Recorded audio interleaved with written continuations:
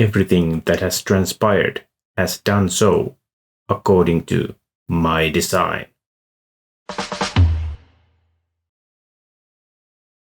Apparently, May the 4th celebrations are still ongoing here. Interesting little detail about my laziness. That previous video where we assembled the Dagobah Jedi training set was shot on May the 4th, last year. So, apparently getting stuff published takes a whole lot of time for me. But then again, it gives the interesting opportunity to release this year's May the 4th build, the Emperor's Throne Room, directly after it. So, let's jump right into the build. As usual, the first thing that you build is a minifigure. This time it is Luke Skywalker. He has a new hairpiece designed specifically for this set to get that 80s look hair just right. We take a closer look of that later on. And then of course it was time to build that black framed base for this diorama. This differed slightly from the Dagobah set, as this has Technic support elements in it. So you either slide axles through holes, or you use some Technic beams and pins to support it. From pack 2, you get a Darth Vader minifigure, with, of course, red lightsaber. Apparently, there is still quite a bit of inner child in Mr. Human Helper. As this is a recently shot video, you can see our new build system in use. I realized that the building would be so much faster if both human helpers had their own set of instructions. So Mrs. Human Helper uses the booklet from the set, and Mr. Human Helper has a downloaded version on his iPad. That way, Mrs. Human Helper can always have the parts for the next step readily available.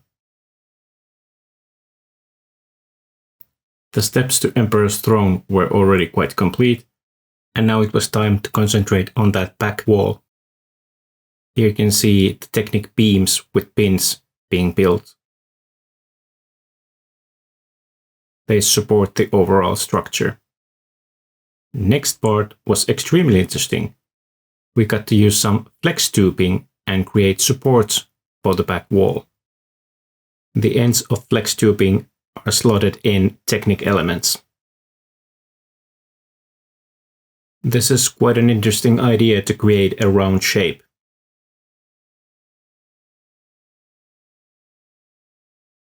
Next, we built some window panels with clips on either end, and those are just clipped on those flex tubes. The window panels also contain some slopes, and those kind of fill the larger gaps between the windows.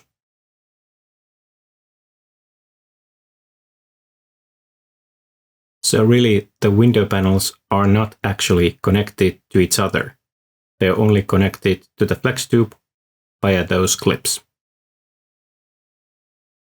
The next step was building the front section of that back wall. That curved shape is achieved through use of brackets, and then it's just attached with snot bricks.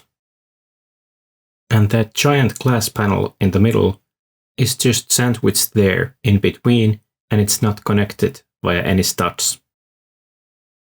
Then it was time to move on to the lower section of the build. Snot techniques are used to create those round holes in the floor. And those holes are filled with these round devices. I don't know what they really are, but you can see those in the movie, so they make a great added detail. And the final thing to build was the Emperor's Throne. Then you just place the minifigures in, and the build was complete. Now that the build is complete, let's take a closer look of the set. And here it is, Emperor's Throne Room. Here you can see close-up of that text and that sign this is attached with a couple of studs, so it can be easily removed if you don't like it.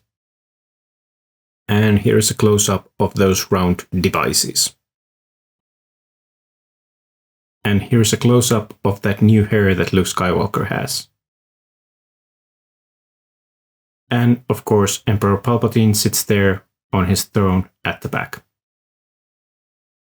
The diorama is quite monochromatic, but then again, it's Death Star, so it kind of needs to be. And here you can see the close-up of the backside. It is quite interesting how those individual windows that are not connected to each other still manage to create somewhat solid back wall, just by clipping the loose elements to those flex tubes. There are also a couple of additional jumpers, so you can place the minifigures on the lower part if you so choose. Part of the lower floor section can be removed, and that reveals a place where you can store a couple of lightning elements that can be clipped onto Emperor Palpatine's hands. Like this. You can also remove Darth Vader's helmet. There is a detailed face under it.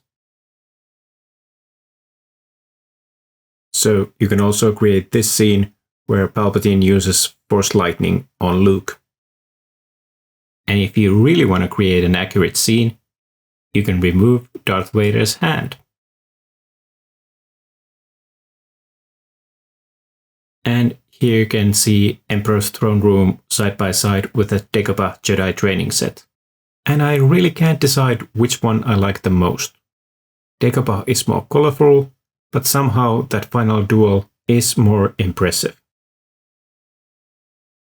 And you can fit both of these in a single cabinet of IKEA Galax shelf, but you really need to raise up whichever one you place behind. I decided to raise the Emperor's throne room as it has a smaller base.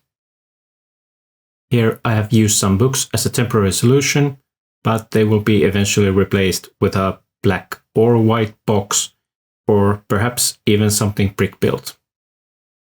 But that's gonna happen later on. This was just a quick test. Like I mentioned in the previous video, it has been nice to take a little break from the Lego buildings.